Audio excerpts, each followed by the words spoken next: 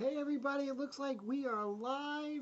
We made it to yet another Wednesday. Thank you so much for coming to hang out with me today during this Christmas week.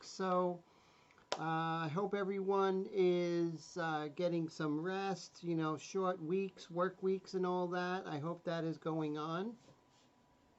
So yesterday we had a bonus live stream, and that live stream was oil painting for airbrush artists, which is great. Kind of bringing forth all the advantages and the techniques that you all have that is going to help you to transfer into oil paint, which is going to be great. But today is just a standard working with Createx paints and color, full-on airbrush painting, some paintbrush techniques, but pretty much, really enjoying just the purity of an airbrush painting. And that's what Wednesday nights are always going to be about. So let's see who we have here. Patty, all the way from Illinois. Great to see you. How are you? Happy holidays. And we have Michael McClung. How are you? All the way from Maryland. And Mr. Dwayne Marshall, how's it going? Go Banana Slugs. No, go Mustangs, right? San Luis de Obispo. Great to see you. Dan, how's it going? All the way from Indianapolis, if I'm not mistaken. Let me know if I got that right. It takes a while before I really get it down, but once I do, you guys are unforgettable. It's just I'm forgettable. You guys are unforgettable. I have to get on the same page, right? So, great to see you, Mike, Dwayne, Dan, Patty. Thank you so much for hanging out. I hope you all have an amazing holiday season, right? Oh, I got it right, Dan. Believe it or not, it's going to be ingrained. So, just like Dwayne, I got Dwayne's wrong, and then I kind of associated Dwayne with San Luis de Obispo, which are the Mustangs, as opposed to the Banana Slugs. And who are the Banana Slugs? Where are they from, Mr. Marshall? And Michael from Maryland. Go Ravens! Exactly. They kicked butt, didn't they, yesterday? No, the day before. No, it was yet Christmas. They really gave the 49ers shellacking. Santa Cruz. Cal Santa Cruz. Yes, definitely. So cool. Love college football. It's a lot more fun than the pros, I think. I just love college football. So now all the bowls are going on and everything. So I want to introduce something that we all learned from Mr. Steve Leahy, and he uses the wet palette by Red Grass Games. And so I went out and got it. I'm doing a review on it for Amazon, which is going to be really cool, bring attention to a lot of people. And but I'll show you what it is. So here it is, and I actually worked on this during the day, and you can see I did some really nice detail in her eyes with just regular paintbrush techniques, and it was really worked out really well. So it has this little band here, and this is the Painter Light. It's a smaller version because I don't have a lot of room on my table when I work, so something like this is perfect. So when I lift this, you're going to see the paint that I have from this morning is still wet. Now it is runny a little bit, but that happens because I was working wet, and I'll get used to it. So what you could do is you could blot up some of the excess paint, but it's still wet. I can still continue working. I think but it's still great. So just to show, so let's say if I wanted to use this red paint, it's still good. As you can see, it's still wet, and that was from around 2 o'clock this afternoon. Now I'm working with the fluid acrylics, and they're a little liquidy, but this is still very wet, and I think I painted too wet. Maybe I need to, but it's great. It keeps the paint just really moist, and I'm going to be working with this later today, that's for sure. So I'm going to put this aside. Let me wipe this off. And it's a great product. I just got to learn how much water to put in. I think I might have put too much water in. But it does what it does. You know, if you're working, like let's say you're doing a painting, you know, like working with the brushes for like 2 hours, it's going to keep everything really wet. So there it is, the Red Grass. Red Grass Games is the company. So I'm excited about that.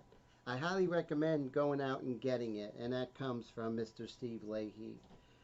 Okay, as you can see with our young lady here, I worked on her jacket. I worked on, you know, the folds a little bit more on the fur.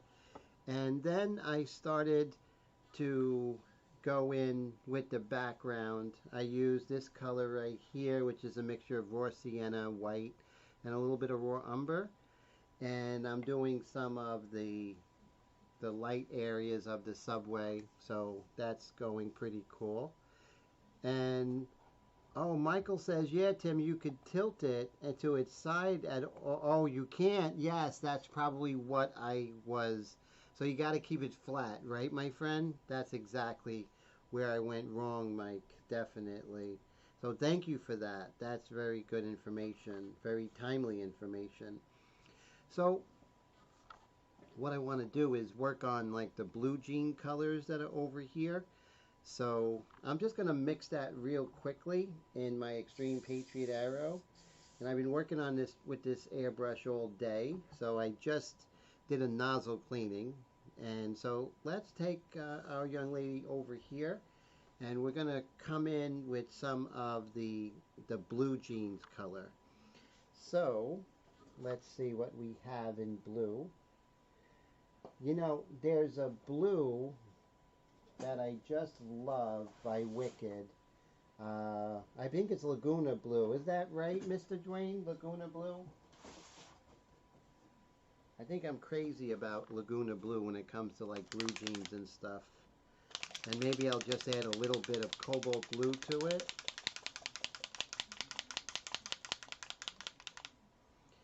And but yeah, I love the fact that it keeps it wet, you know, and it kind of encourages me to do a little more paintbrush technique. So you see Laguna Blue it's kind of like an ocean blue, right? But I think if I come in with a nice dark true blue, like cobalt blue, detailed cobalt blue, we can probably get it to where we want. And then after this we'll add some white. Okay, so now I'm going to go ahead and put some 4011 in here. So I'm doing 3-to-1 today. Last week I was doing 2-to-1, started doing 3-to-1 yesterday. And I'm really liking the way it spreads, guys. I'm really, really enjoying it. So let me get my paint, my palette knife, and we're going to mix this up really well. I mean, we're doing detail wicked, so that's good. And that's really strong, but if I start out very light, it might not be too crazy. Let's see. Okay, so now I'm just going to take this, put this in here. We'll see how good it goes. Just a tiny bit. It's a real small area, but it's cool. Hey, Colette, all the way from Wisconsin. How are you? Happy holidays. I'm so glad you're here. Thank you so much for hanging out today. I'm just going to check my flow. Let me just darken this a bit. Check out the flow. When you can do this, you're in good shape. But I just cleaned out the nozzle. So I'm really going to change the way I talk. I think when I clean the airbrush, mainly the nozzle is getting cleaned. And I can't express enough how important it is to clean that nozzle. That's the most important thing. Everything else is secondary. That nozzle is the main thing. Most of us work, you know, in small areas. We're not doing murals like You know, Mr. Dwayne does these beautiful, huge murals and everything, but most of us work small and contained. So the nozzle is really what should be cleaned. So it's almost like clean the nozzle. You know, the other stuff is almost like, you know, inside the well maybe, but the nozzle is most important. Mr. Brad, how you doing all the way from Manitoba? Are you feeling better, sir? Mr. Brad has been under the weather, you know, with a cold, so I'm really hoping he's feeling much better. And I am going to get my glasses, which I have no idea where they are. And I will be right back, partners. Let's see.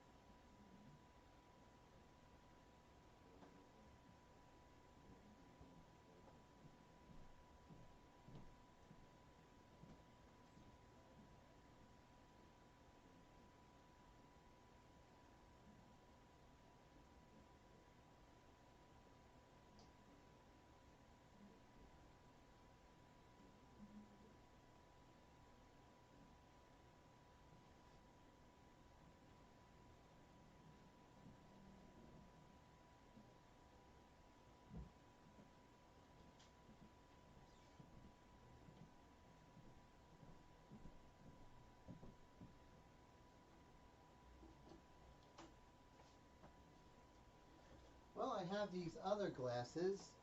They will do as well. I think the other glasses are somewhere else. So let's see. Just going to go ahead and clean these. So Dwayne says even when he does murals, it's just a bunch of small detail stuff in one area. And once again, I do a mural about once or twice a year. Oh, cool.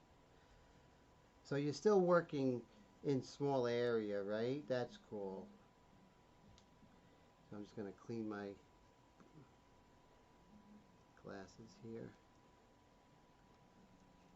But for me, it's, and I should do a video on just, you know, how to clean a nozzle, because it's not, it's like extremely more important than everything else.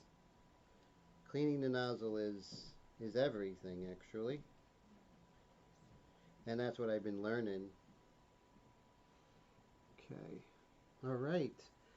So we have our blue, and we're just going to do little jeans here and there. Let's see. So it's really great, you know, with the paper, you know, being gray, it kind of kills the saturation nicely. So I do like that. Let's see right here.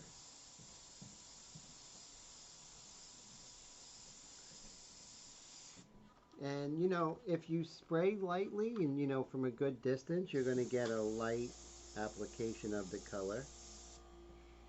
As you can see, just a little bit of blue here. A little bit right there.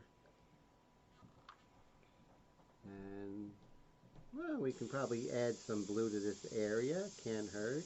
So if I have a color, I'll usually go ahead and see where I can use it elsewhere in the painting while I have it, which is always good.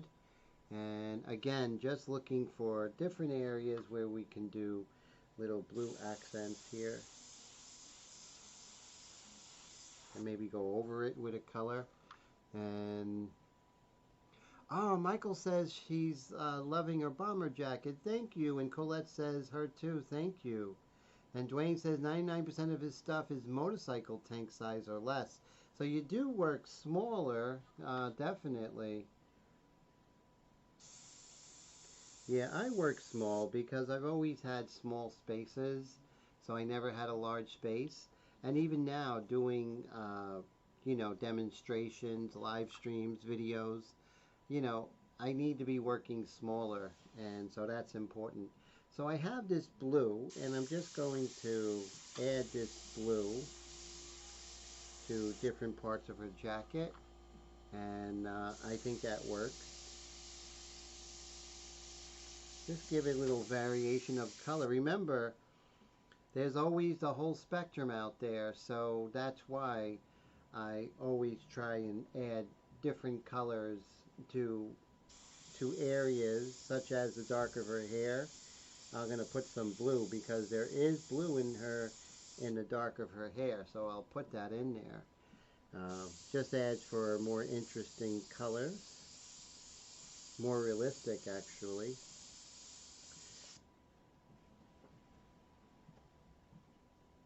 Let's see, right over here we can use a little bit of blue, just a touch.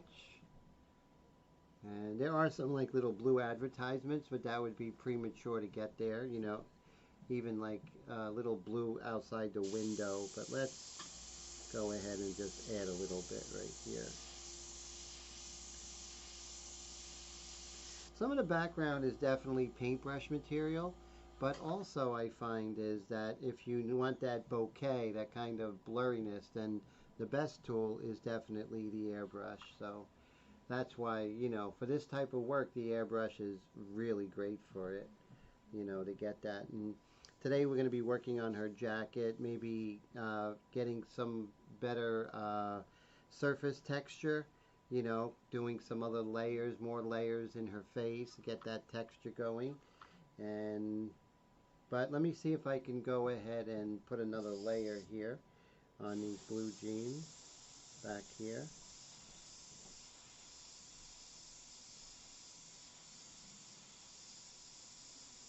There's black over here in this jacket, so I'm going to put some blue first, sort of create like a kind of candied effect.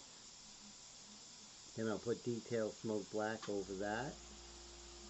So the transparent, you'll see the blue over the black, which will be a nice touch, I think, which is cool. And we'll put a little blue on the lights here. Just like a little halo of blue here. Can't hurt. Then we'll go over that with some white. So we're trying to create atmosphere. I'm going to put some blue on the ground. And then this is going to be a super transparent layer. And then I'm going to go over this with maybe like a mid-tone gray or something over here. But kind of have the blue showing underneath. I think that's a nice touch. On that surface of the ground here. And then we're going to get more opaque. So right now we're working in transparency, and then we're going to go opaque. And what's really cool, Mr. Todd, how's it going? What's really cool is that Createx came out with the Wicked Opaque line, which we're going to explore with this as well. And that's going to be great. Mr. Air Todd from San Diego, great to see you. Mr. John Diekman, how are you, my friend, all the way from Wisconsin? Great to see you. Dwayne says for him, the hard part of murals or very big pieces is getting comfortable.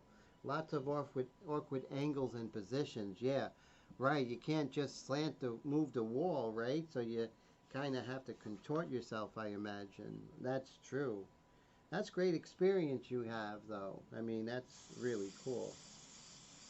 So I'm just putting a little bit of blue here, and same thing here in the dark areas. I'm going to put blue, so when I go over it with that dark kind of brown, dark brown, we're going to have some blue under there. Just create some interest, some visual interest.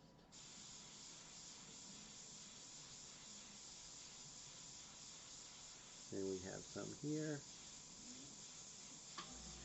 And that's what we're doing. We're creating atmosphere and everything. Oh, more like up and down. Oh, getting up and down from the scaffolding, I imagine. Oh my God. So more blue here. Yeah, I never tried a mural. I'd like to, but for a lot of money. I would definitely ask for top dollar if I was doing a mural. That's for sure.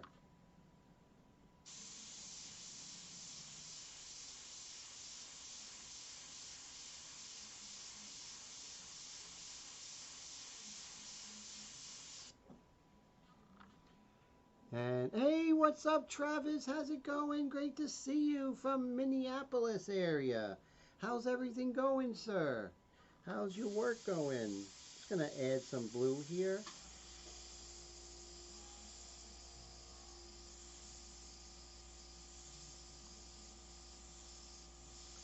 There we go. So this is sort of like a sweater, and here's the fabric. So we're going to add some blue here. Now I do have a stencil I just made today, and that's something that I wanted to talk about. You know, there comes a time when you're working and you don't have a particular stencil for something. It's always good to, you know, make a stencil at that time.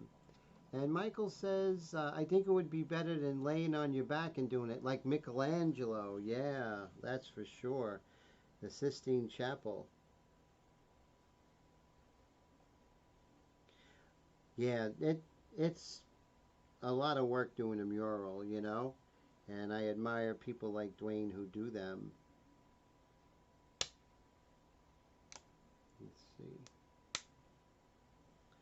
There we go. And make sure we get this. So I have this. This is great. It's just covering the background, covering the fur and her hand. It's a really great stencil. And my goal is to make sure that I get it correct, because if I don't, then I just make more work for us. And I think this is quite perfect right here.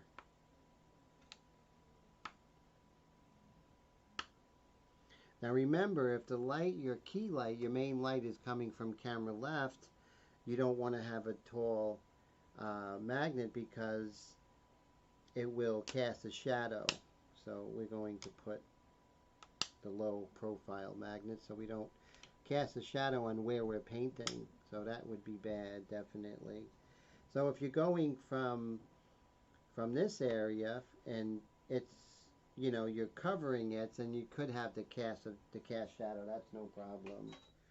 So we've been having unseasonably warm temperatures here in New Jersey, northeastern New Jersey, about 3 miles from New York City. So crazy warm weather. How about you all? The weather's really warm, and so. And Travis says, hello, Brother Tim. It's raining in December. At least no snow to plow. So true. So true, Travis. It's great to see you. And you guys are having unseasonably warm weather. Is that true, sir? You guys are getting rain. I remember some of the December football games that the Minnesota Vikings used to play when I was a kid. And it was so cold in Minnesota. Unbelievable. So you guys know what cold is. We don't. You guys do. All right. So right now we have that uncovered. So we're going to go ahead and, you know, use this blue and kind of deepen some of these shadows with some more interesting color.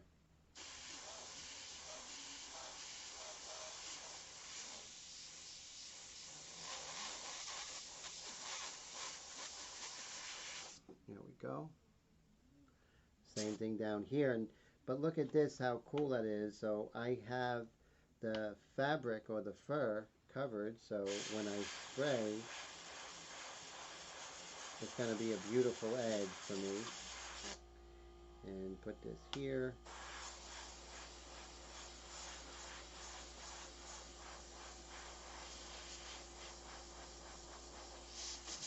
Whoop. Can never have enough magnets, right? That's what it seems like.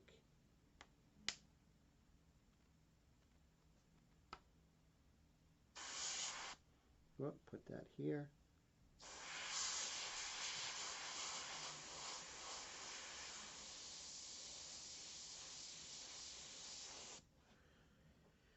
And let's put a little more blue in these blue jeans here. And then we'll come in with a shadow in a little bit. There we go. So those two figures back there is kind of hard to see, but they're there as this glare.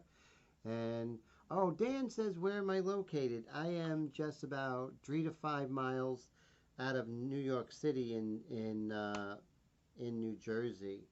So very, very busy, you know. Very crazy location. The rents are like extremely high. I mean, like untenable, you know. So it's getting worse and worse in this area as far as rents. I think in New York City, the median or the average rent is $5,500 a month. And that's for an apartment, my friends. That's like a nasty apartment at that. Like one, if you're not in New York City, you would not live there. You know, just the fact that it wasn't in New York City, it wouldn't be even questionable. You might pay like 600 for that in a normal city.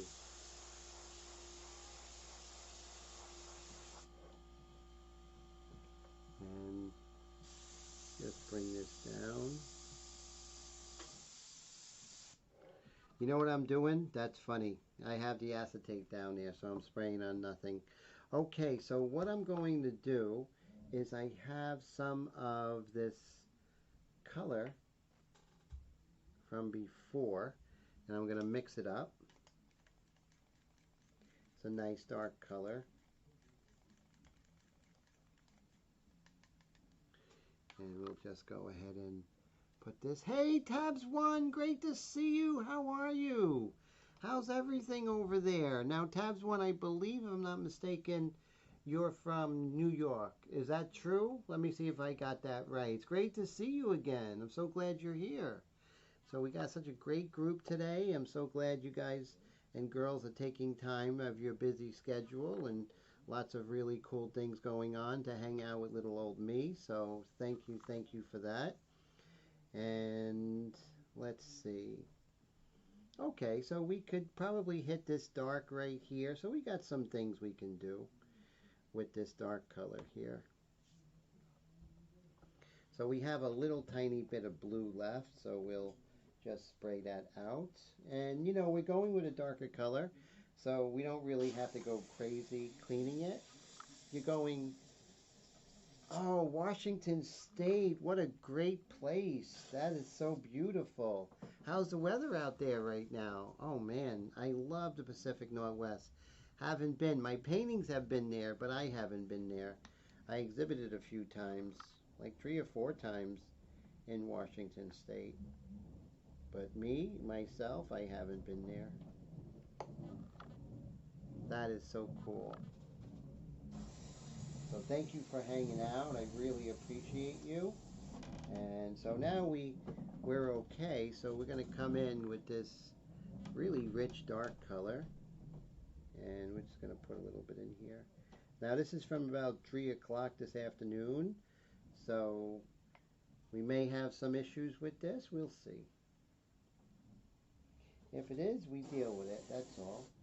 Okay, so now, so I have everything all set out, and now I'm just going to look for my freehand shield. If you were my freehand shield, where would you be? Let's see, underneath something or behind something as usual. And I believe it's probably underneath this here. Let's see. Is it over here? You know what? It's not worth it to take all the magnets off. That's like not time effective. So let's see what kind of spray pattern I have here. Nice spray pattern. Everything looks good. Okay, so let's use our edges here. Okay.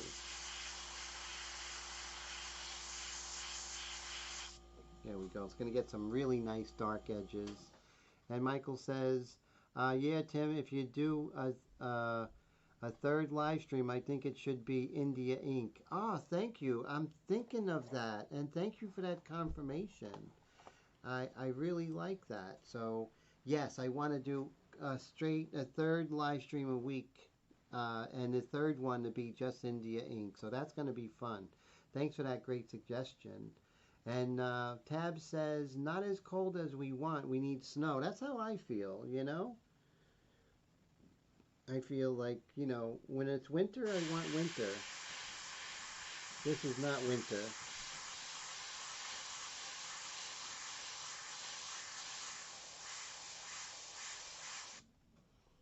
Okay, so I'm coming in with some really nice darks, and what I'm going to do is I'm actually going to come in with a white-orange mixture, and then I'm going to start doing some real interesting things. You'll see we'll get some good effects, or we won't, but I feel good because we kind of take it to the way it looks now to be much more painterly, and that's what I'm looking for. I'm looking for a painterly quality when I airbrush. So you get this really nice edge here.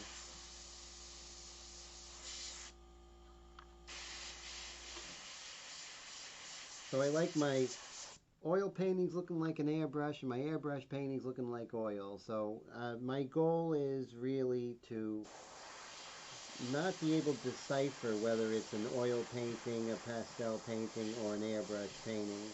That's my goal. It's like I always want the mediums to do what I want them to do, so I'll have them look the way I want it to look. So that's my goal with every medium. And I worked with just about every medium. I mean, a lot, you know.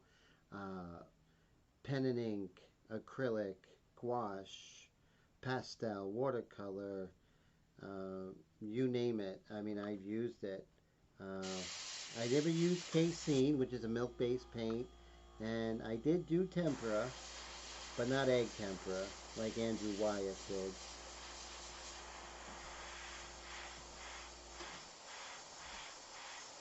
Always spray away from your freehand shield. That's always a good rule of thumb.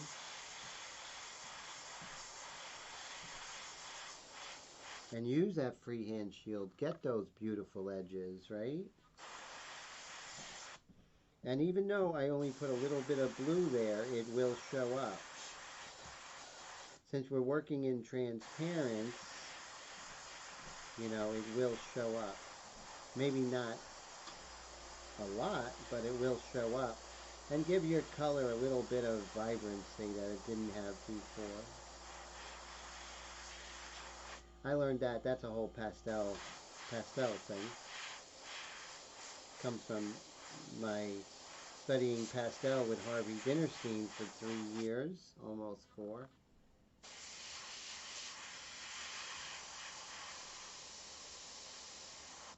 Did I run out of paint? Nope. A little bit of tip dry. Yeah, that's a little dry paint in there. So, like I said, I mixed it around 3 o'clock.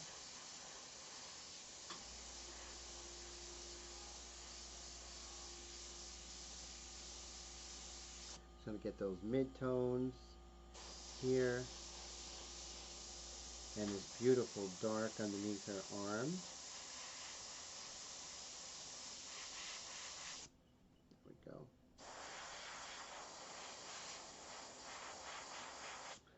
Okay, so we're going to use the same color. So you can see I have her hand masked off, and then we have her sweater, the sleeve of her sweater. So go ahead and increase the amount of pressure going in with the pack valve. Make sure you get those magnets close to the edge. We don't want underspray. That's so important not to get underspray.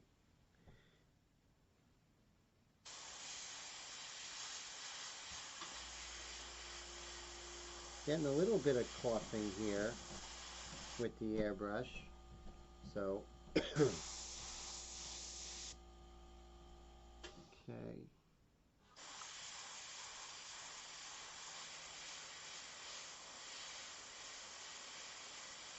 So I'm looking at Saturday, sometime during Saturday, doing a live stream, which will be straight India ink, an India ink painting.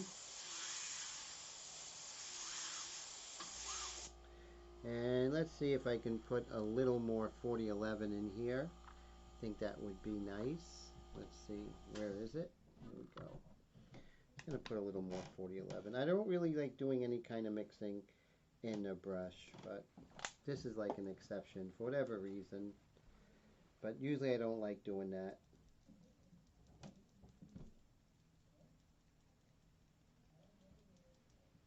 Okay. And bringing this over. There we go. And now, once you do something like that, you never spray first time on your painting because there's always going to be something there. You're going to get a psh. You don't want that on your artwork. I'm going to get rid of some of this. Let's see what that did. See that? You always get that little... So I'm not 100% pleased with this paint.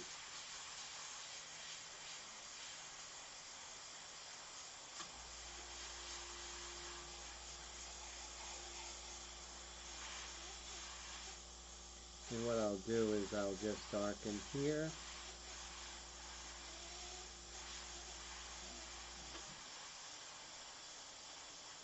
And then I'll come in with some brush techniques for that sleeve, doing the detail, which will be great.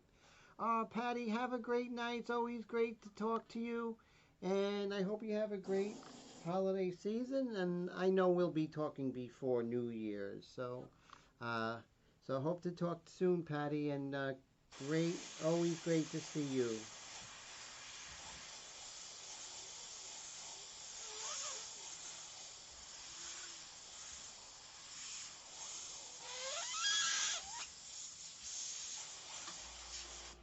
So it's funny, I made the Extreme Patriot Arrow and the Extreme Patriot 105. I made them especially for ink, and I wasn't sure how they were going to do working, full time with Createx, Wicked, Illustration, and just passes with flying colors. It's all about the nozzle, keeping that nozzle clean, right? That's what it's all about.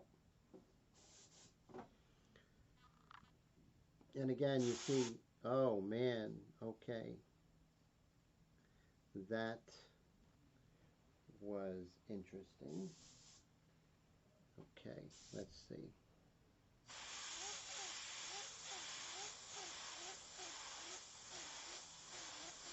So it's darker on the top, and then it gets lighter over here, and then gets darker along the bottom, and darker here. And it goes right up against her hand, which is good. And you get good volume that way, And let's see what we have. Actually, let's keep this on there, because what I want to do is I want to come in with the orange and white mixture and buffer this color a little bit. It's going to be interesting, so hold on to your hairbrush hats, right? Dan says, how do you get those models from the internet? Well, there's a lot of different ways. Sometimes you can get them through, people they pose for you, or you can just, take a picture and then put them in a different background. So there's a lot of different ways, Dan? And so what I do is I'll have a vision in my head, and then I'll kind of compose it online. So many different ways. So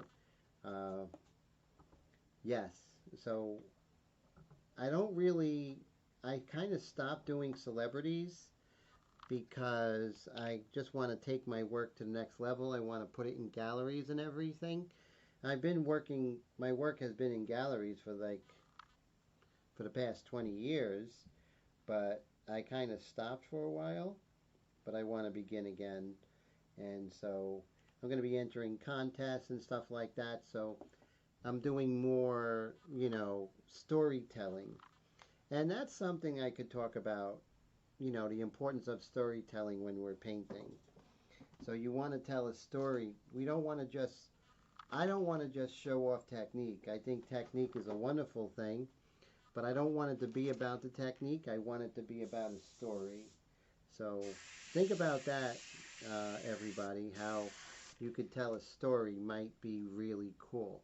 So now here we're going to buffer this color. I'm going to be 6 inches away, so I want to make sure that if there's any adverse side effects, it's not too bad. So 6 inches away, and I'm just spraying this. And it is kind of cooling it down.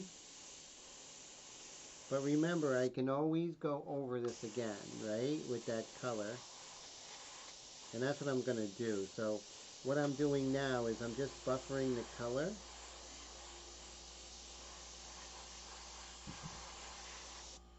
And then what I'm going to do is go over it once more with that dark color. But what it's going to do is going to assimilate all these different shapes a little bit better. And this is an orange and white mixture. And I am getting massive blue shift, but that's okay because I'm just going to go over it with that dark brown umber color. So we kind of left that there. And now we're going to go over this once more. Let's see. And see, now you start getting it starts getting a little bit richer because now there's not a separation when you're just working in transparent. And you're getting a little more of that bluish color, which kind of helps create a sense of that jacket.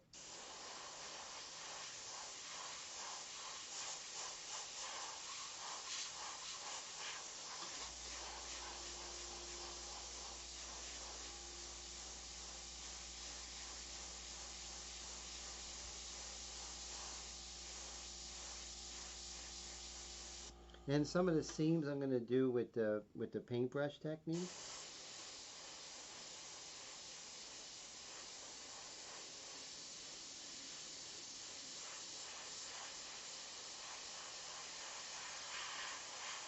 And you see, you get rid of that blue shift just by going over it darker again.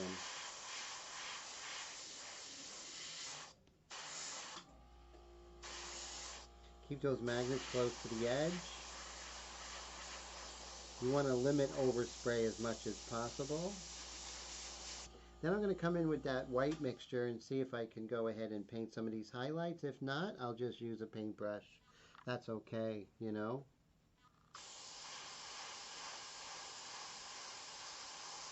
About 5 to 6 inches right here. I'm getting a little bit more detail.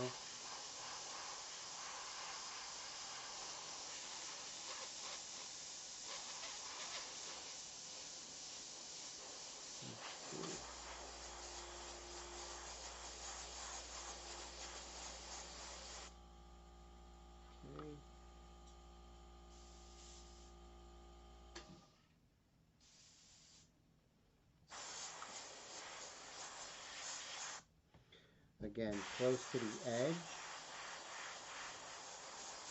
And the seams and everything, that's a great job for the paintbrush techniques, which we'll be using quite extensively soon.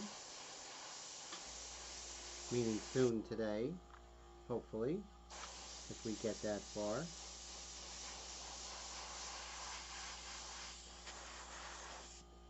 Okay, we're going to very quickly lift this up and see what we have. But I think it's nicely, maybe before that, I may come back here and see if I can hit some of these highlights. Let's see.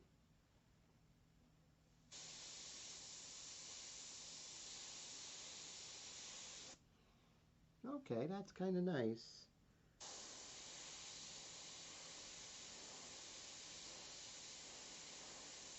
There we go.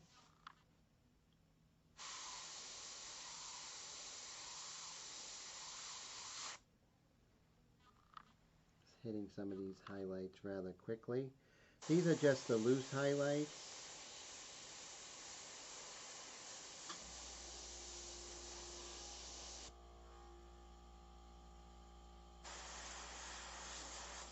And even if it comes out a little blue like in the jacket, you can always go ahead and warm that up.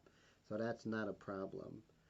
So we're not thinking finished work. We're thinking what we're doing to get to the finished work, right? So we're creating more of the texture and the characteristics of this jacket rather than looking at the finish, what it's going to look like when it's finished. That comes later. Now we're just kind of getting a feel for that jacket and the characteristics of that jacket. Okay. And then now we can actually come in and get like real, you know, crazy highlights. But let's take this off for now and see what we have. And yeah, so I really recommend if you know, if you're not doing commercial work, of course, you know, to pay the bills, but if you're doing a fine art piece, think about telling a story, right? What would be a story you want to tell? And could be mythological, like I'm doing an adaptation of the Roman myth of Persephone. So that's interesting to me. And paint what's interesting to you, right? Because there's going to be people who are going to love it because that's what they wanted to paint or want to see. Okay, so let's see what we have thus far. And so that jacket looks pretty good, so I'm happy with it so far. Now I can come in and maybe, you know, hit some of these darks just a little bit in the inside.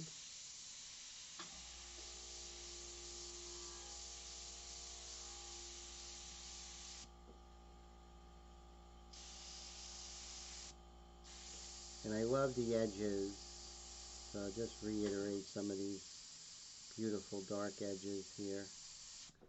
There.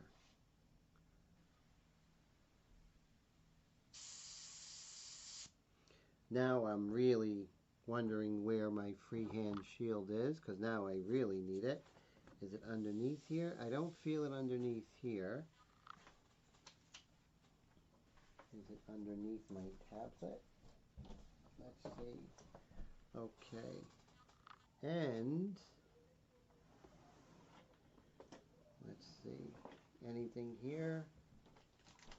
Nope, not so far. So now I'm thinking it fell on the floor. And so that's the next thing. Let me move over here and see what could have happened to it. I rarely take it anywhere, so it's not like I moved it. So it has to be under this rubble of brushes. Let's see. Oh, here it is, underneath a piece of paper. So there we go.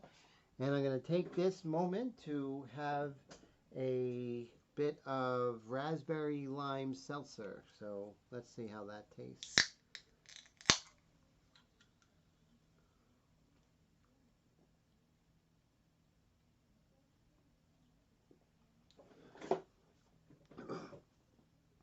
But the main thing is when we paint, you want to paint something that's fun to you, something that you would like to see, because no one's going to paint what you want to see, so you have to paint it. So Dan says, what airbrush are you using? Oh, great question. This is a customized version of the Extreme Patriot Arrow, and so by Badger. I customized it, changed the trigger, put a spring on the pack valve, changed the needle out, changed the back so you can get to the back. The different needle makes the needle clear the nozzle even further, so you get better detail and a much finer spray pattern. And so when someone buys these airbrushes from me, I customize it. But the trick is I test every element, the valve, the needle packing. I test the needle and the nozzle, making sure everything is perfect. Also, if any of the threads are kind of rough, I kind of soften them up and put chapstick and put that on all the threads so it's strictly airtight. So and this is a 0.3, so you get incredible detail with the 0.3. I would say as good as a 0.2 or even a 0.18 is because of the distance. Let me show you Dan on this. I'm going to focus. See how far that needle comes out? That is the secret of getting the detail. I put a different needle in there that's not stock for this airbrush, and that makes a huge difference. And so that's so important. Hey, how's it going, JC? Great to see you. Happy holidays, Merry Christmas, and all that stuff. So glad you're here, all the way from the Atlanta area. So that is wild. So I'm so glad you're here, sir. And let me go ahead and focus this young lady again. Again, you know, when you're at this paint, so the way I was trained is you want to move around, right? Move around, and that's so important because you don't want to get locked in. You're painting a scene, right? I mean, you have the star, which is her, and then the star of her, which is her eyes, and the star between that is this eye. So you always want to keep those things a little bit ahead, but you want to work the ensemble as much as possible, you know? Ah, thanks, JC. JC says it's a 0.3 great brush. I appreciate that, my friend. Happy holidays to you too, sir. That is so cool. And so, yeah, this is where we are so far. And, you know, a long way to go. But right now it's all about painting the ensemble. So where were we? We were working here. So maybe we can come in with this dark a little bit more. Let me see. Well, that's our light color. I don't know if you've seen yesterday, I used the wrong airbrush a couple of times. That happens. So we always gotta keep our head in the game, right? Right here we have this little bit of dark right here. Just bring that over. But yeah, I love the different elements of this pose. I love her expression. You know, I love the background. It's very mysterious. And so the background to this is really cool because this is about Persephone. So she's this goddess who lived with her mom. I believe her mom was Athena. And she was in paradise, and she ate this forbidden pomegranate fruit. And when she did that, she was doomed to live half the year in the underworld with Pluto, god of war or god of the underworld, and half the year she goes back into paradise. So I kind of did a weird spin on it, so making the underworld being the subway system. So could you imagine her being in the subway? She's a goddess, so she can kill someone just by looking at them or revive someone just by looking at them. But she wouldn't be afraid to be in the subway late at night, which is really interesting. And it could cause like a lot of different stories, which I'm thinking of writing a script for it. So that's get exciting, you know. Wow, thank you, JC. JC says the painting is looking great. Thank you so much. Yes, definitely. In the description field, there is, you know, on my website I sell them. Uh, so at this time you would order them and you would get that in a few weeks. The last airbrush is Mr. Silva just purchased the last one. He's going to get that one on Friday. And now the next batch will be coming. So you could order them and we would get that to you. I would get that to you tested and just working perfectly. You know, and if I use this, and everyone knows how much I paint, if I use these airbrushes all the time, they would have to be good, you know. And that's the main thing, you know, is I want to create an airbrush that is going to make airbrushing fun. And know that, you know, as long as you do what I do, keep that nozzle clean, you're just going to have a lot more fun airbrushing. And Michael says it's been a great detail brush for him to use. It does so good on the smallest area. Ah, thank you for that testimony. And also JC says he tested doing the ABC and it done a fine. I appreciate that. That is testimony from happy customers is the best, you know. And that's the thing, you know. I always make sure that I I have a product that is better than expected. And if I don't use it, then I would not sell it. And a lot of times, and if it's not working like perfectly, because I test it while working on my paintings, and if it's not doing everything then that I need, then I don't sell it. So let me get the link for you just to check it out, read the specs and everything. It's pretty interesting. I'm just pulling that up and I'll bring that over. Let's see, products, here we go. Okay. Yeah, just check it out. You have any questions, no pressure. If you're in the market for a new airbrush, I think you'll really enjoy this one, especially working thin like I do, 4:1, 3:1, 4:1 ratio of 4011 to paint. So I think you'll have a lot of fun. And, oh, cool. So thank you so much for the wonderful testimony, guys. I appreciate that.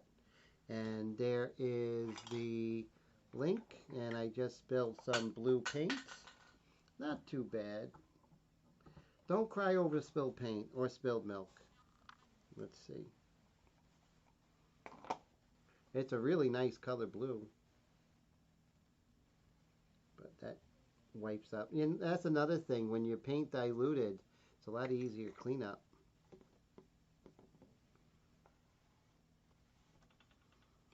And JC says, warning, I've been poked with the needle and it hurt. Yes, so that is because, that needle coming out is what's going to give you that great detail, but it does give you a little bit more,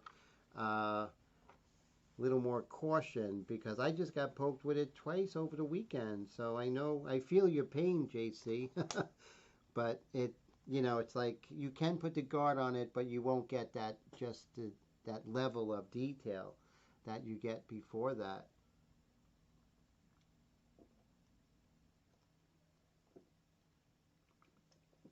Oh, that's good. Okay.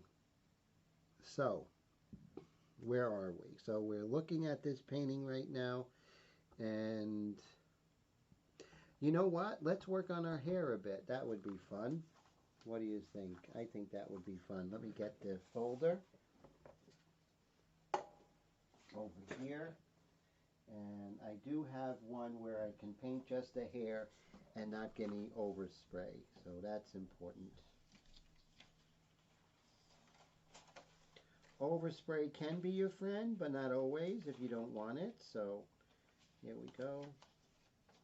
This is great because it covers everything but her hair. I want to go in and start doing the lighter parts of her hair, and it's kind of a creamy, chocolatey color. So let's make this happen.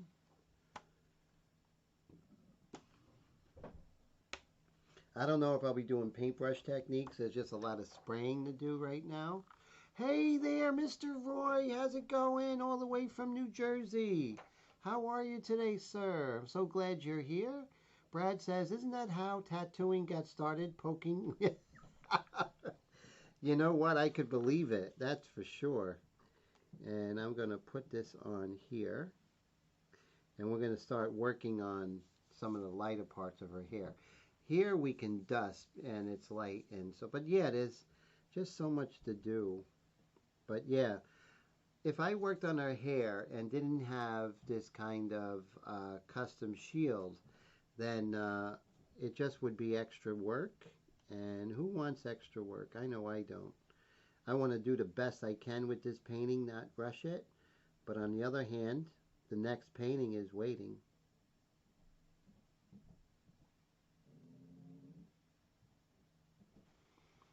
There we go. Now, for the magnets. So if the camera's coming from the left, you can have high profile because it's not going where you spray, right? It's going to cast a shadow. So that's no problem. But when it's coming from this way, you don't want high profile to cast a shadow of where you're spraying. So you'll think it's a dark there, but it really isn't, And it could probably be useful for that as well. Yes, definitely. That's true. I thought about being a tattoo artist a few times in my life. Let's see. There we go. And right here by our hand. So we'll put a low profile there. And so I have this dark color, so maybe I could come in with that right now. And right here, this would be low profile on this side. See if I have enough. No, oh, here we got a whole bunch of these magnets. I do need a new set of magnets, by the way. So, got to make sure that happens soon. There we go. I think right here, right, there's a couple of magnets we need to. So, it's funny how with airbrushing, it is, you know, it's a lot of work, you know, it's a lot of preliminary stuff that a lot of people don't realize how much of it we deal with, right? So, okay, here goes nothing. So we're going to do the dark first. And make sure we have the right airbrush for that. Aha, see, yesterday I made those mistakes. So today, not so much. Okay. So let's see what conversation's going on right now. Cool. Okay. So did anyone get airbrushes for Christmas? I know Roy got one. All right, let's make sure this is spraying correctly. All right, so let's reiterate some of these darks in her hair.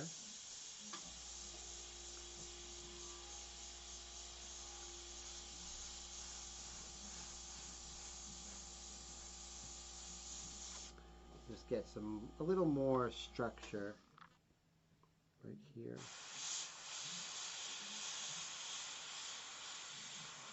And with each time you hit a layer, it just gets more solid and the edges become really good. Roy said he was at Walmart earlier in Kissimmee, and oh, Roy, oh, so JC says, Roy, he was in Walmart earlier in Kissimmee, Florida, and saw a guy airbrushing a portrait on his shirt and thought almost as good as Roy. That's really cool. Oh, man, that's great. And Dan says, Tim, you have made a video on how to use your machine to cut the acetate. Not yet. That's something I'm thinking of doing.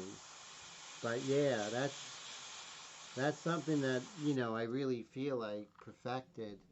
And I definitely got to make a video on that, Dan, right?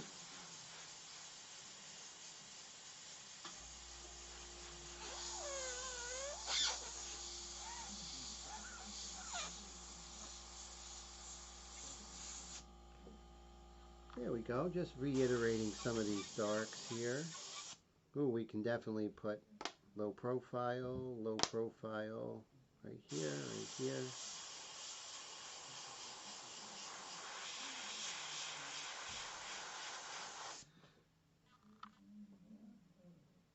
Oh, wow. So you're in Kissimmee. I lived in Kissimmee for like 4 or 5 years in the 90s.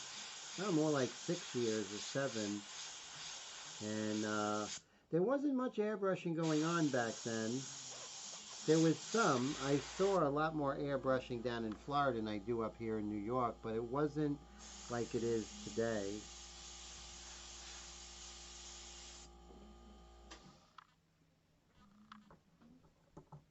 So was that so where you were, JC, was that the place that was on 192?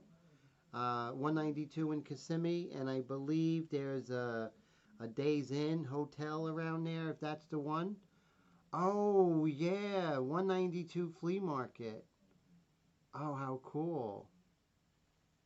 Well, there is a 192 Flea Market, and that's cool, but there was also a new one that was down by the highway. I mean, down by, I think, the Days Inn in Old Town.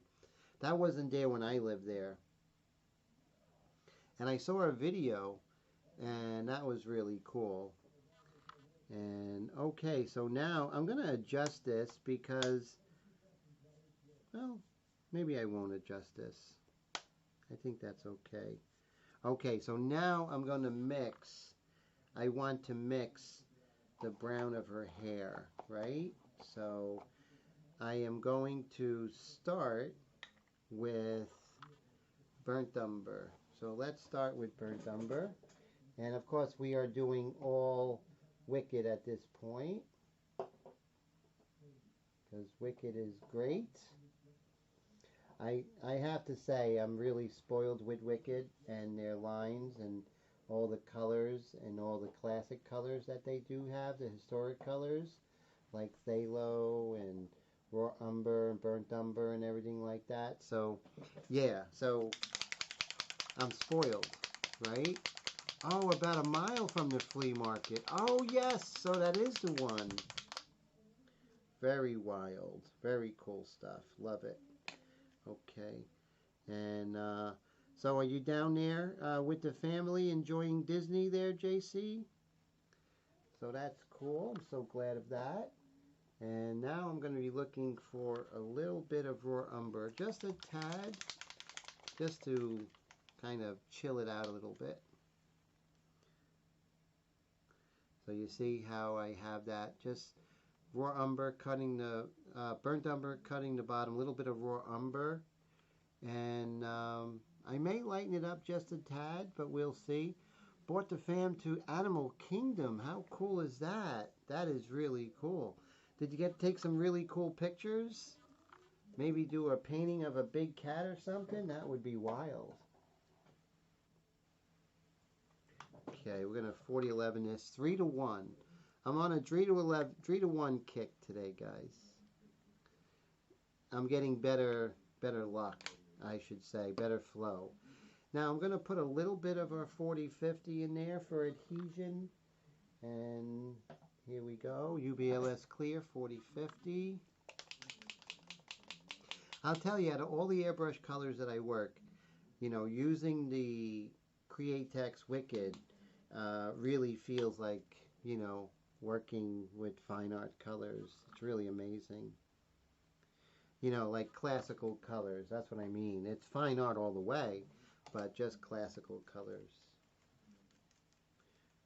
Just like when I was at the National Academy. And so JC says, yes, Tim, Avatar was nice, but the wait was 4 hours. Oh, that has to be rough.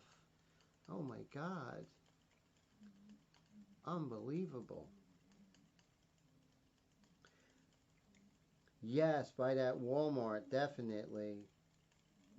You know, that guy in there, he has a video. I mean, there's a guy in there. He actually has a YouTube channel that works in that Walmart. I think I'll see if I can find him, and you tell me if you met him. I think he works part-time there. So I like this. This is close. Notice I'm not using white at this point. I want to keep things transparent as possible. Adding white, it will no longer be transparent. I want to buffer that color eventually, but I definitely want to. So this is interesting. So we may or may not have to clean out the nozzle, depend on what this paint did to this nozzle here. So I'm going to dump this out. Terry Hill was the video that I've seen. Terry Hill was at that particular location. And Dwayne says, you're getting closer to his ratios. Very cool. And that's progress. If I'm getting closer to you, then that's progress. So that's good. Because Mr. Dwayne's been doing this a lot longer than me. So he knows his stuff. And normally I would take this to the sink and I would really clean out that nozzle, but I'm being a little bit lazy, and it may pay off to have better flow, or it may pay off in the fact that I still have to go do this here. Put this paint in an area where it's not going to go all over, and then always want to keep your work area clean while you're working the best you can, Believe me, it's not easy. And Terry Hill is oh yes, that is the guy. Yes. And Terry Hill, before he passed away a little while long, someone met him there. So that's cool. So JC knows him. Oh, great. So JC and Dwayne says usually he starts with about this heart thing is kind of in the way. So it says you start with a 3 to 1, or I can't see what it says. Is it 3 to 1 or a 1 to 1 mix? No, 3 to 1 or a 4 to 1 mix. I can't quite see it. But that's experience speaking, right? So I definitely gotta heed that. So we gotta get rid of the darker color in there. There we go. So now I'm happy. So you can see right here, here's that color. That's pretty much what I want. Wow, you start with 5 to 1. That is so cool and inspiring to me. So I'm excited.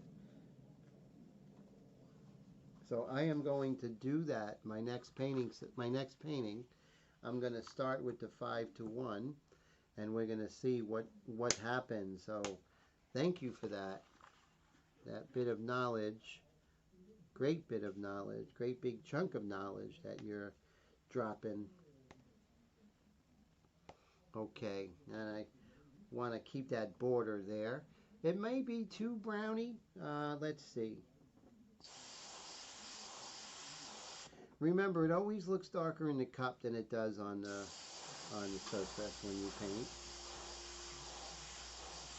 I kind of like it. We'll put the magnets close to the edge. Wow, 5 to 1. That is so cool. So yeah, the heart was kind of covering it. And this icon here on the streaming software. It's just his preference. You can always add a little bit of paint to thicken it up. Or what about the 40-50? Do you do that? Do you go ahead and does that help?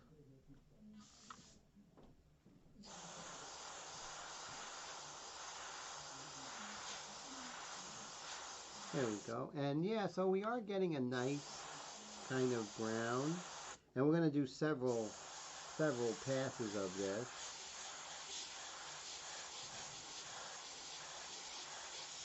Still doing the 1 second rule, but not leave, and it's great because you can see the gray of the paper. So the gray of the paper really plays a big part in this painting. Oh, that also perfect. Yeah, I'm loving the 40-50. So last night I was working on, just like last week with this painting, I was working with Tim Gore's Lifeline set, and really works, you know, and I'm getting a better handle on it, so very happy with it. So if you any of you have the means, get the illustration Lifeline set. You're going to be very happy you did.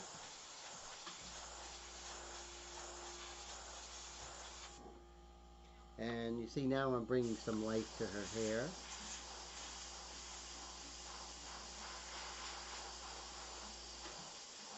And believe me, this is something, we're going to be doing this hair for a long time, you know, going back and forth. So I'm never actually searching to do a one and done. That's never going to happen with me. I'm always going to paint the whole picture slowly, arrive at the color, arrive at the surface texture, and then come in with the coup de grace, the end detail at the end. So that's the whole thing, whether I'm working in pastel, oil, everything. And Dwayne says you can also use wicked transparent base, and that stupid heart bugs him. He says it's in the wrong place. It is. The heart is right there. You can't see some of the comments, so definitely agree there. So JC agrees. It's funny. Now I do YouTube a lot, but if you stop doing YouTube, like let's say 3 months, everything changes because they're changing everything so quickly, almost at a daily basis. So if you leave YouTube for like 3 months, you're not going to know, like, where's the live stream button? Everything is all over the place.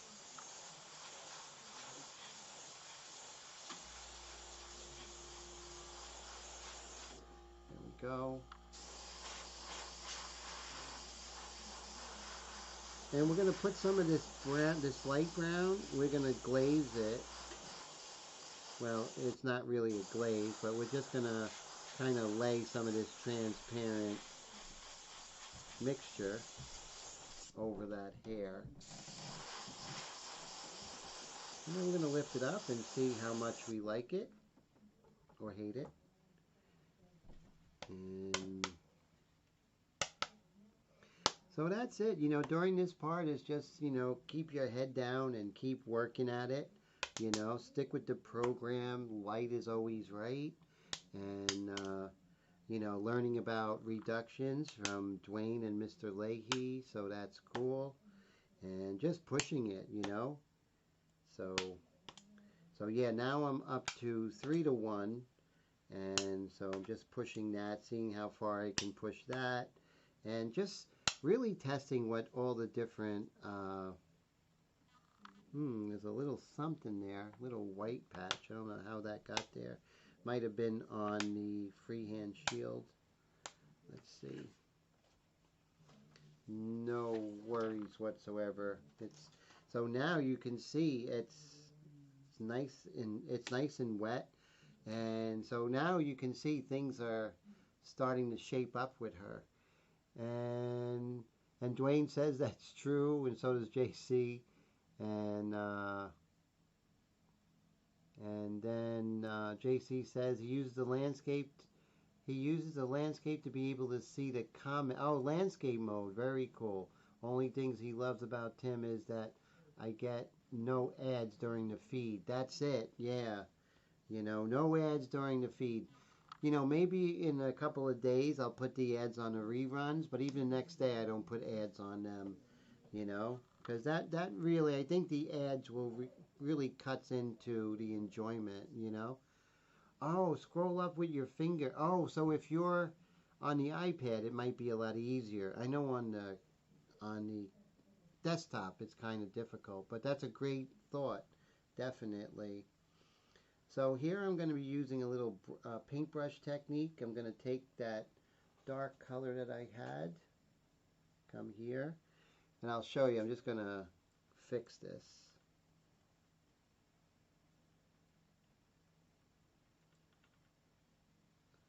We'll sharpen this, get that focus. There we go. And then right here we can just, oh, look at that. It's kind of stuck there. Let me see. There we go. It was just like a little piece of dried paint. So while I'm here, let's go ahead and do this. There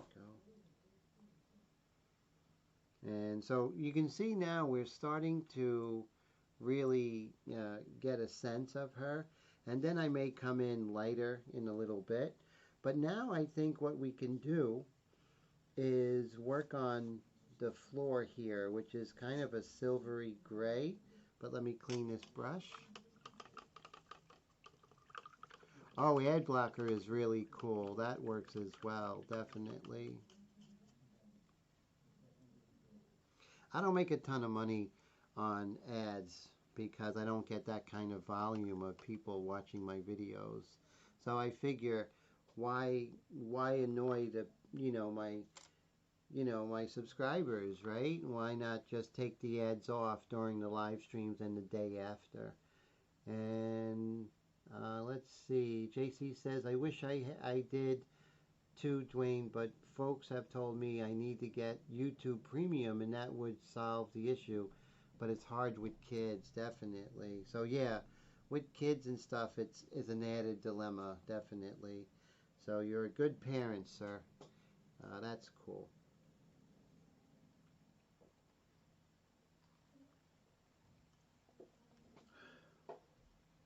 Okay, so I'm moving around like crazy, but that's what I do. So continue moving around, maybe work on the background. So we are going to keep the orange mixture in this brush, and we can dump this out, which is our brown that we just used for her hair, and we'll put that in here. And now let's spray this out. Okay, so we have some water here. Actually, let me pour the water in here. It's a lot easier that way.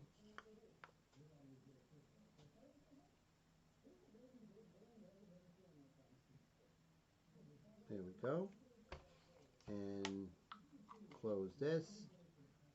Wow, Brad, thank you so much for the Super Chat sticker, my friend. I really appreciate that. Thank you for all your support. And, you know, Brad this month has been with me as a student for 4 years. And he has grown so much. And, you know, it's just great to see his development. He's working in oils and pastel and airbrush and color, and also airbrush in India ink. So it's really amazing to see his development. So thank you, Dwayne, for your support and friendship over the years. And I know you're not feeling that hot, and you know, with the cold, and thank you for hanging out tonight especially. So thank you so much for that support, my friend. I really appreciate it.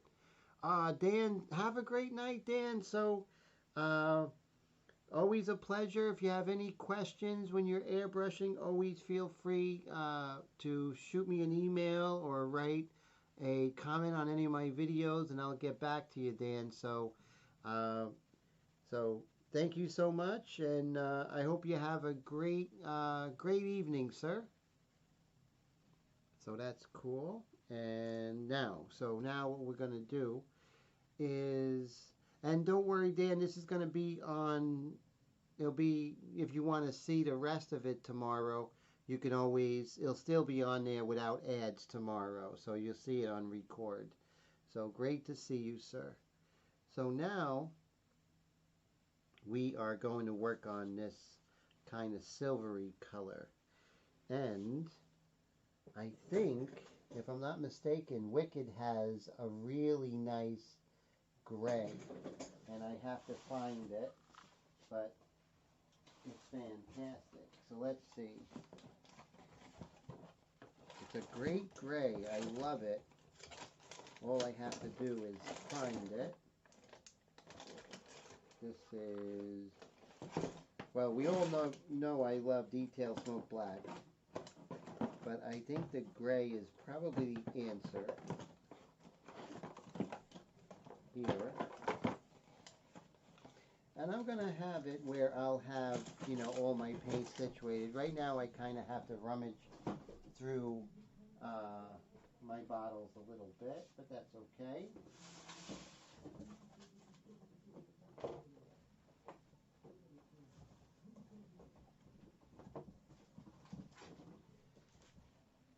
Let's see, do we have the gray in here?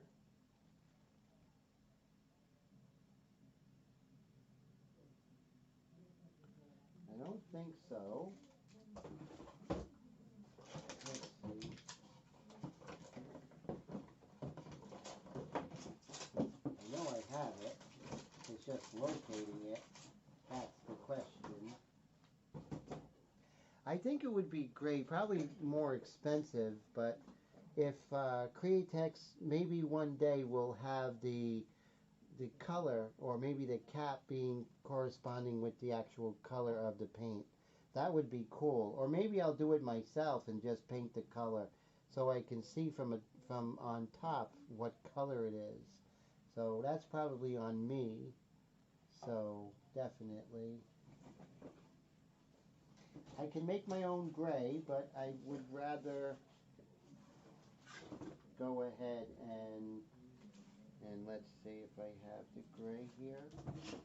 Bear with me, guys. I do apologize. But I know it's here somewhere. And if I could just look for a little bit, that would be great. Dwayne says he's He's sitting up in bed with his laptop being lazy. Very cool. That's the way to do it. And let's see. He also says he stores his bottle upside down. Wow, that's a great idea. I know I store my oil paints that way, and it keeps everything a little better mixed.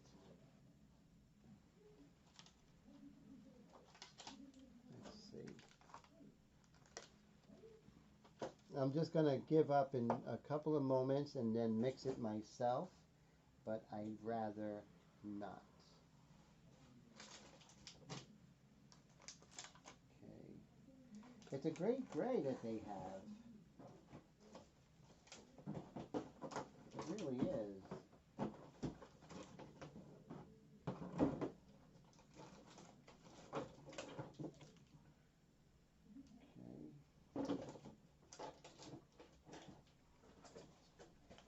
It might have been a casualty of the move. It might not have made the move, the gray. That happens, right? So, okay, so it looks like we're mixing our gray. So we're going to take our detailed smoked black. We got plenty of these cups, so it's no big deal. And then we'll move her over here to the side. And we want this kind of silvery color. So we'll put some detailed smoked black in there. And we are going to go with some Wicked White. And Dwayne says, better mix and you can see what the color it is. Definitely. Definitely. And we're going to put a couple of drops in there. We don't want it to dominate. And then we'll put our 4011 right here. We're going to do 3-to-1.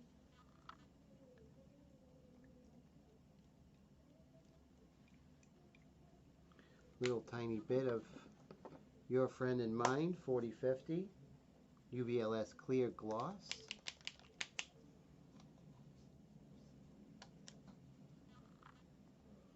Just a little dab will do ya. And we are going to give this a good mixing. I'm liking it because it's always going to be darker in the cup, but it doesn't mean I can't. But then again, it is diluted, so with the watercolor effect, it is going to be a lot lighter than you see in the cup.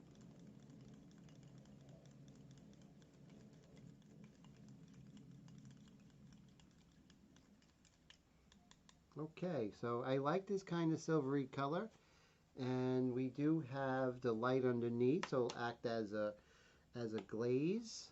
So remember, a glaze is a transparent over a lighter color that's dry. So this is technically a glaze. So I don't want to get this on our beautiful lady, so I am going to find the stencil that is going to cover her. And I call that the silhouette stencil. Put that right here.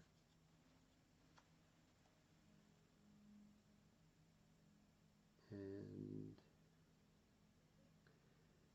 there we go.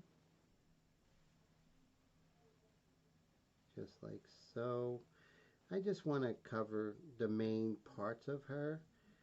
So I don't want any overspray onto her face or onto her fur jacket, the fur on her jacket, I should say.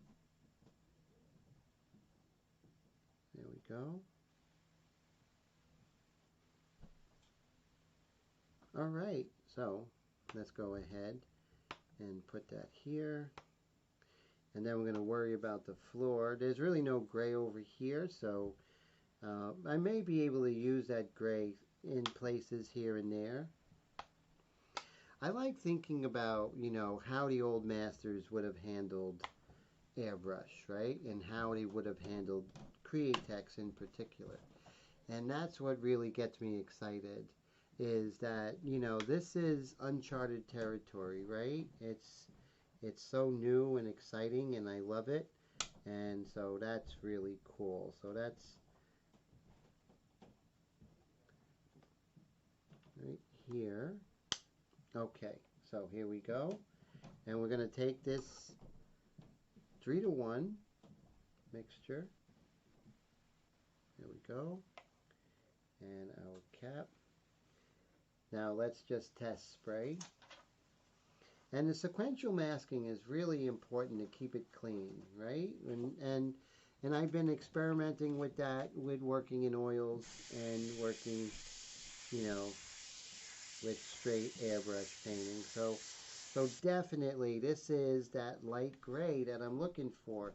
Even though it's much darker in the bottle, when you spray it, it's going to be much lighter and nice and warm. And that's the color we're looking for. This nice, warm, kind of mousy gray.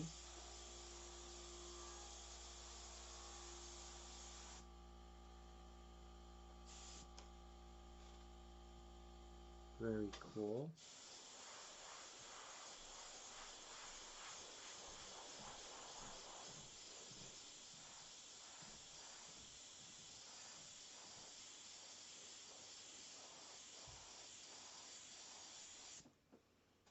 So now we're getting that floor down, and here it's really dark down here.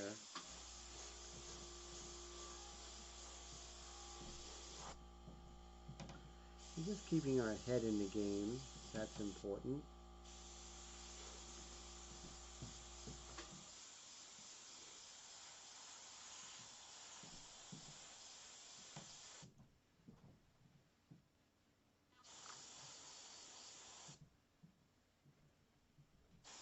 Some right over here. And keep that 1 second rule going. We're never exempt from that.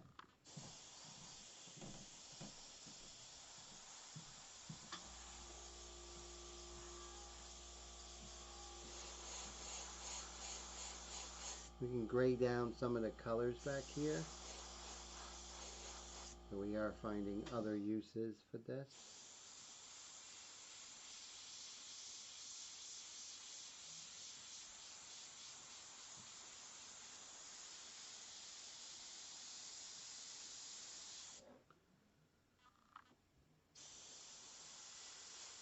And then we're going to come in with the halogen lighting over here. That's going to be great.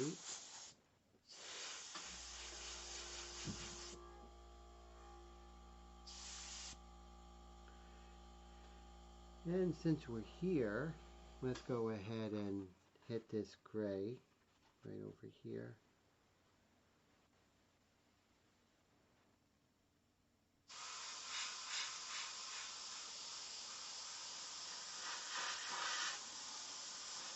There we go. So starting to hit the gray of this window, which is good.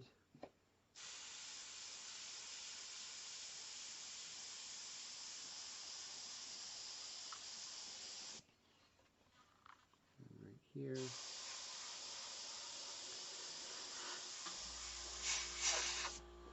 Perfect. So basically just moving around as much as you can. When you see a color here, go ahead and add it, that sort of thing. Working on this background a little bit. Oh, and there are some shadows, I think, in some of these jeans in the background.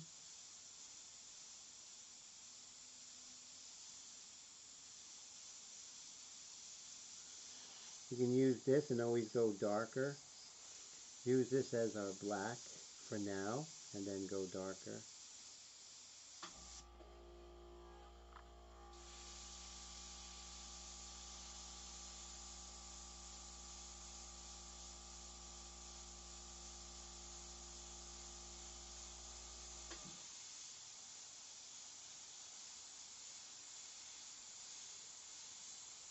Use dark right here.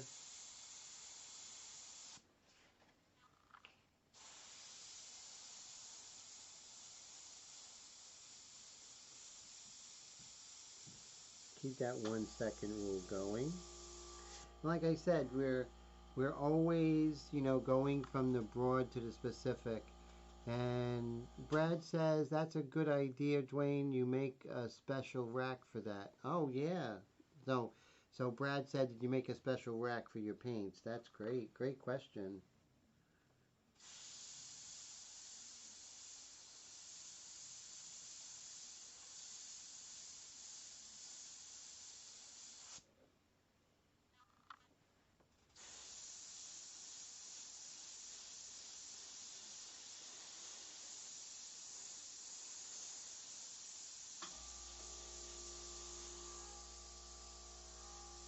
Great flow with this color.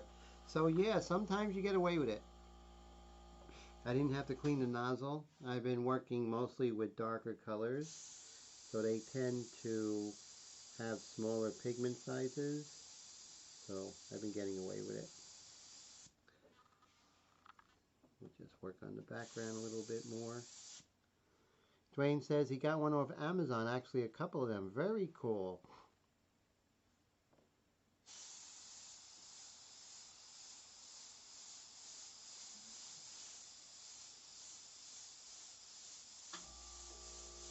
And you see, by using not paintbrush techniques mostly, but using more airbrush techniques, I get that bokeh or kind of blurred effect in the background, and it makes her sharper. And being a photographer, you know, I know about that, and that helps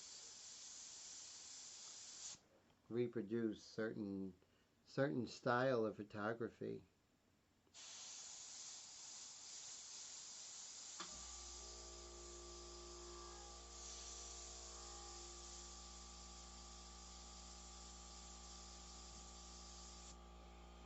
Another thing, by keeping the colors kind of close to one another and the values close to one another, it pushes them back. And having her have high contrast pushes her forward.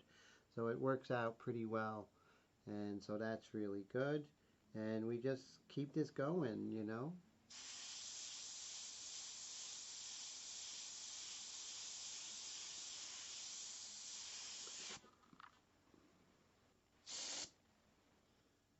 Okay. And let's see, a little bit darker here. So we got this nice silvery floor here.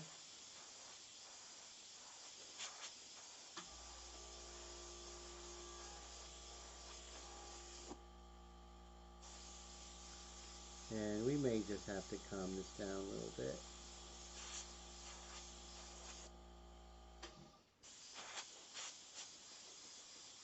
But definitely it's all about atmosphere and telling a story.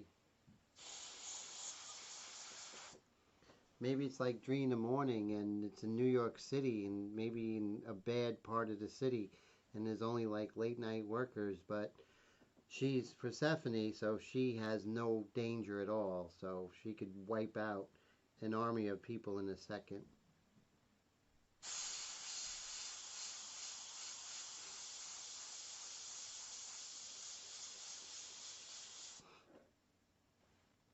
Okay, so let's lift this up and see what we have so far. And look at that, we're at 11:09, so that's great. Really nice rate. It's been fun so far, so time has gone by quickly, and you can see now the background is starting to come to a little bit better. This has to be calmed down a little bit, so I'm just going to spray this out a little bit here. Kind of calm down this floor a tiny bit more. Hey, that rhymes. Okay, so now this looks really good. We did a lot of great attention to her jacket, and now I have this orange white mixture in here. Let me just stir this up a little bit. Kind of separated, I imagine.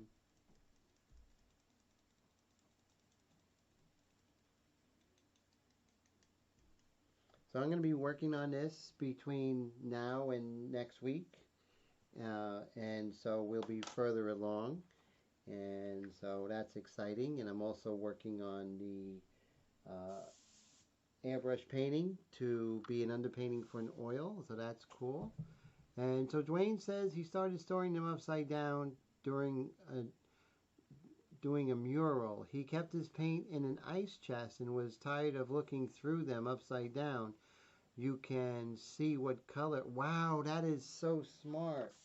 That is a great, great, great idea. So thank you for that, sir. So now I have this white mixture here with orange and white mixture. And you see we can just hit some highlights here. Dwayne, thank you so much for the super chat, my friend. I really appreciate that. And your great knowledge. You dropped some really great knowledge tonight. So thank you for your generosity, both with your knowledge and also with the fact is that, you know, on a Wednesday you can be doing anything and hanging out with us. So I really appreciate that. And also for your financial support. Thank you. It helps the channel so much. And it just keeps everything going. And so that's exciting. So I'm always excited when you guys, you know, hang out and definitely share your knowledge. And that's great. So thank you for that, sir. Really appreciate you. So right now we're just hitting a little bit of the lights here.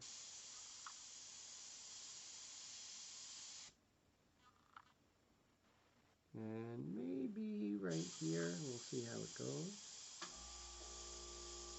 Okay, so now, and then we'll assimilate a little bit better.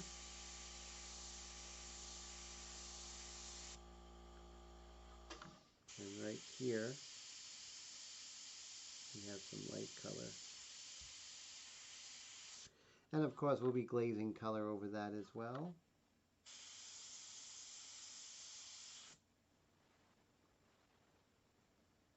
Great. Okay, looking good and fairly happy with it. And so I am not going to be doing any erasing techniques, but I am going to use a razor blade. There's a little speck of paint right there. I seen Jonathan Pantaleone do this one day. Great airbrush painter.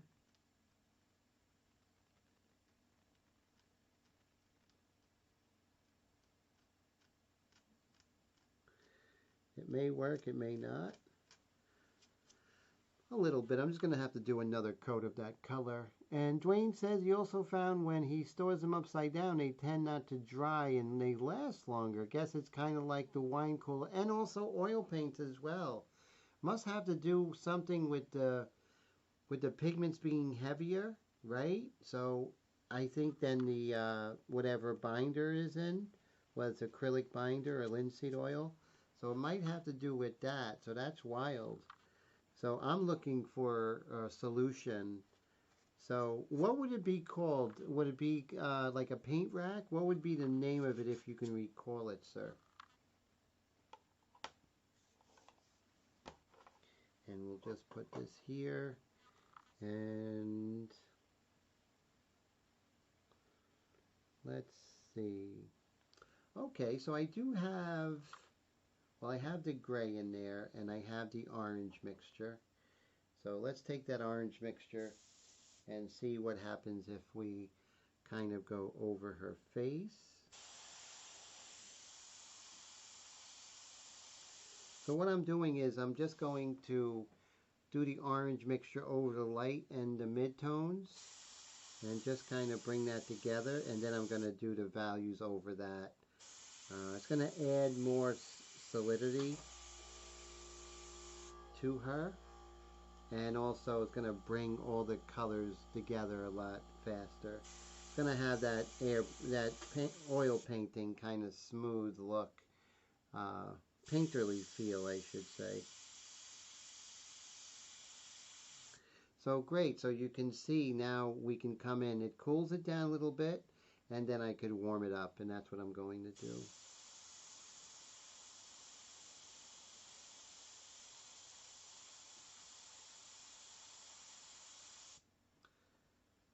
So just kind of setting up.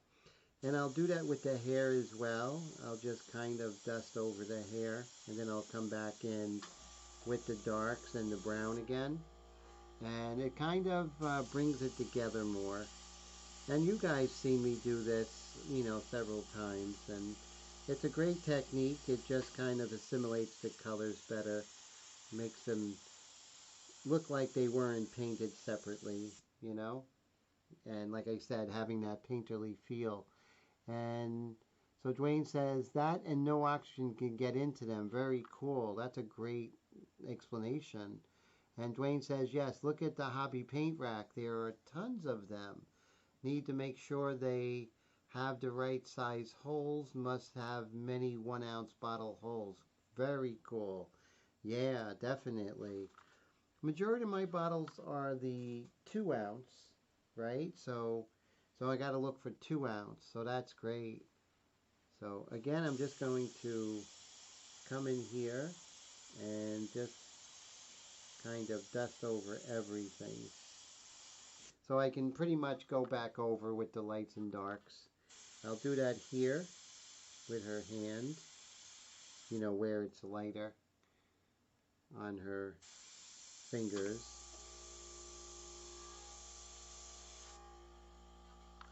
And this is exactly how I would do a pastel painting or an oil painting. Just keeping moving around, assimilating. Trying to make everything look like not a bunch of pieces, but a person. And little parts that are connected of her. And that's my goal. Now I'm going to lighten her fingers because I'm going to glaze an orange over it. And to do that, you need to lighten it so that the orange has that glow.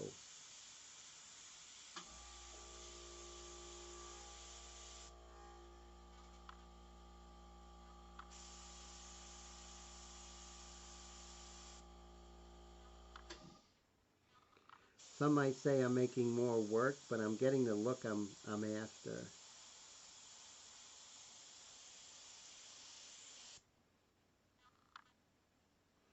And I could come in, and I'm going to pump that trigger back and forth because I want to lighten this part of her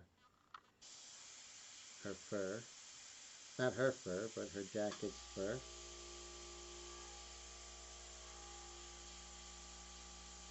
And by pumping that trigger and moving it, you're going to get that texture anyway, right? Which is so cool. So definitely, so everyone look for a hobby paint rack in Amazon. And then next time we're on a live stream, let me know if anyone has found it.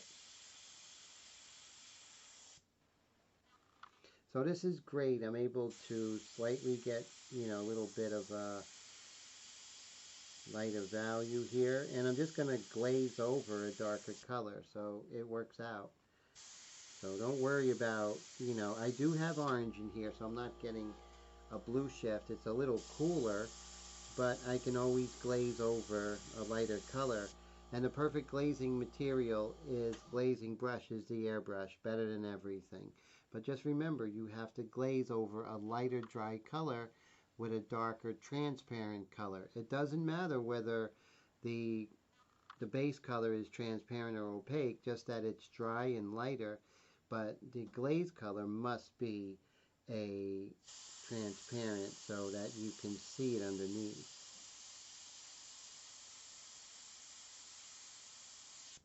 Very cool. And again, so you see we're getting that texture both here and on the fur. And Dwayne says, Plydolex Citadel Paint Rack Organizer, 60 22 ounce holes for 46 bucks. Wow. And is that the name of it on Amazon? I'm going to check that out right now. And if I find it, I'll just put the link in the description here or the comments. That's a must-have. And let me go and, so that's called Pleidolex. Pleidolex Citadel. Let me put that in. Thank you, sir. Let's see.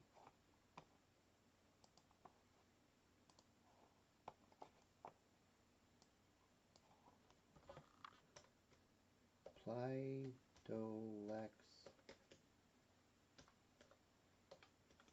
Citadel. Wow, look at that, guys. And they're made out of wood. That's really beautiful. There's even this. Look at this one right here. This is for, holds up to 60. Wow, look at all of these. This one right here is exactly, so I'm going to send a link for you guys so you can look at it. Let's see.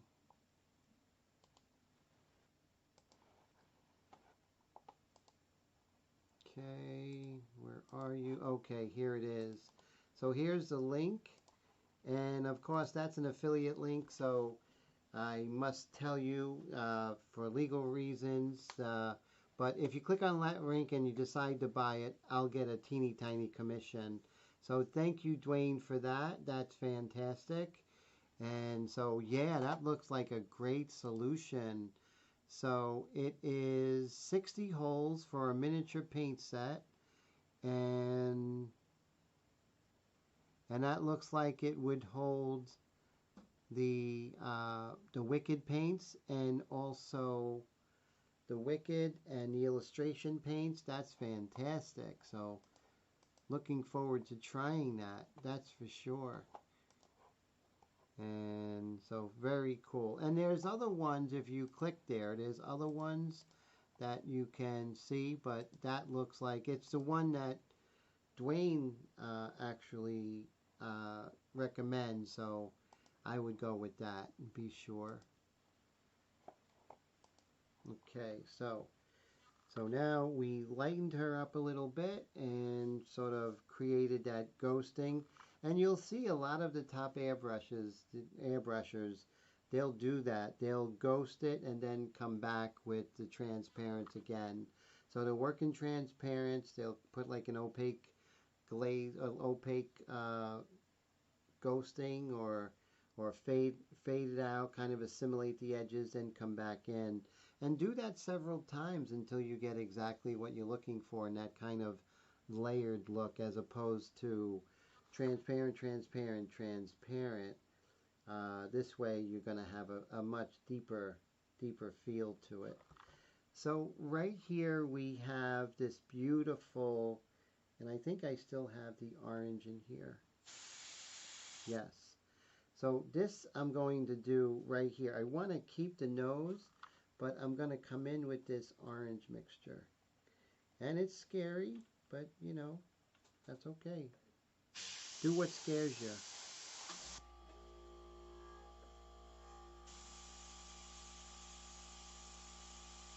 So I can still see where it is, but I lightened it up considerably because I want to come in with a real nice transparent orange to really pull that out. Same thing with her lips here. This bottom lip is going to be very, very luminous, right? So I'm going to lighten up that lip so I can come in with this beautiful coral color, which is great. Oh, thank you so much. Looking great, Tim, JC said. Oh, JC says sometimes he just loves the ghostly look. Cool. Yeah, it is wild, right? And, you know, you find things by accident. So by doing this, it might be, you know, a cool technique that we could try. And of course you have her zygomatic bone and the, you have the mandible coming down here with the zygomatic bone, which is also the cheekbone and the mandible, and there's a little bit of space, so it's a little bit lighter right in between. So I'm just going to put that there, and it just gets her, you know, her character a little bit more. Sometimes you gotta break things to make it work, right? And so it would have been fine to keep it like it is, but I wasn't content.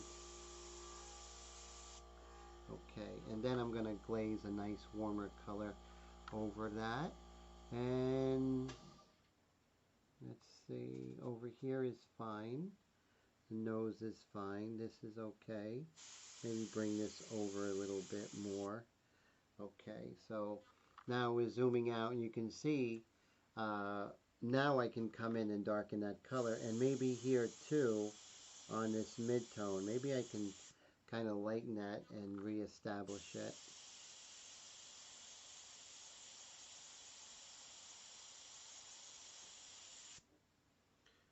Okay, so now that's going to be about it. When I come back, I'm going to come in with a much darker, richer skin tone and come in with this dark, and I'm going to put a nice, rich coral color on her upper lip and bottom lip, but the bottom lip is going to be much lighter.